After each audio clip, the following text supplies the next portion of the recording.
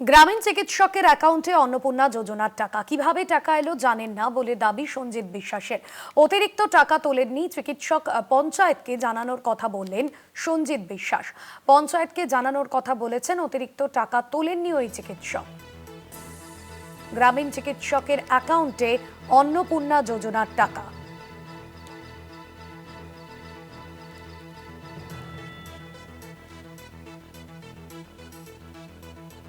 অতিরিক্ত টাকা তোলেননি চিকিৎসক এবং এই অ্যাকাউন্টে অন্নপূর্ণা যোজনার টাকা কিভাবে টাকা এলো জানেন না, এমনটাই দাবি করেছেন সঞ্জিত বিশ্বাস। অতিরিক্ত টাকা তোলেননি চিকিৎসক, পঞ্চায়েতকে জানানোর কথা বললেন সঞ্জিত বিশ্বাস।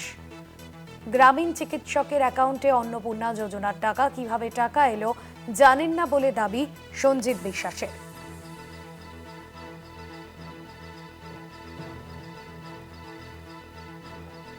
সুবল মজুমদার রয়েছেন প্রতিনিধি ফোন লাইনে। সুবল, কি জানা যাচ্ছে বিষয়? দেখো, এটা হচ্ছে নদিয়ার ভীমপুর থানার অন্তর্গত চাঁদপুর গ্রামের পেশায় একজন গ্রামীণ চিকিৎসক। তিনি তার ব্যাংক অ্যাকাউন্টে তার বার্ধক্য ভাতা ঢোকে, সেখানে বার্ধক্য ভাতা তিনি ঢুকেইছেই উপরন্ত অন্নপূর্ণা যোজনার ৩,০০০ টাকাও তিনি ঢুকেছে বলে জানতে পারেন। তারপরে তিনি যোগাযোগ করেন ব্যাংকে এবং সেখান থেকে তিনি যে নেট বা কম্পিউটার সেন্টার থেকে টাকা তোলেন, তার কাছে গিয়ে বিষয়টি জানান। সেখানে যখন দেখা যায় যে হ্যাঁ সত্যি তার ওই ২,০০০ টাকা যেটা বার্ধক্য ভাতা, তার বাইরেও এই অন্নপূর্ণা যোজনার টাকা ঢুকেছে।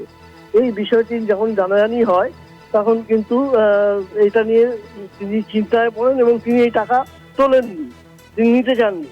কিন্তু প্রশ্ন উঠছে যে এই অন্নপূর্ণা যোজনা নিয়ে এত ফর্ম ফিল আপ, এত ভেরিফিকেশন, এত কিছু, তার মধ্যে কিভাবে একজন বার্ধক্য ভাতা পুরুষ তিনি অন্নপূর্ণা যোজনার টাকা পেলেন বা তার অ্যাকাউন্টে ঢুকলো, বিষয়টি নিয়ে তিনি গ্রাম পঞ্চায়েতের প্রধান ভীমপুরের তিনি বলেছেন যে হ্যাঁ বিষয়টি শুনেছেন এবং তিনি যেটা বলেছেন যে হয়তো কোনো ভুলক্রমে এটা কোনো এন্ট্রি হয়েছে, ভুল হতেই পারে মানুষের, তবে আমরা শুধরে নেব।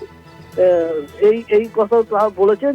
যদিও এটা নিয়ে কিন্তু সত্যি প্রশ্নচিহ্নের মধ্যে রয়েছে যে যেহেতু মুখ্যমন্ত্রী শুভেন্দু অধিকারী বলেছিলেন যে অন্নপূর্ণা যোজনার ক্ষেত্রে ভেরিফিকেশন মানে ভালো করে করতে হবে এবং তারপরে ভেরিফিকেশনের পর টাকাটা তারপরেই সেখানে ফেলা হবে।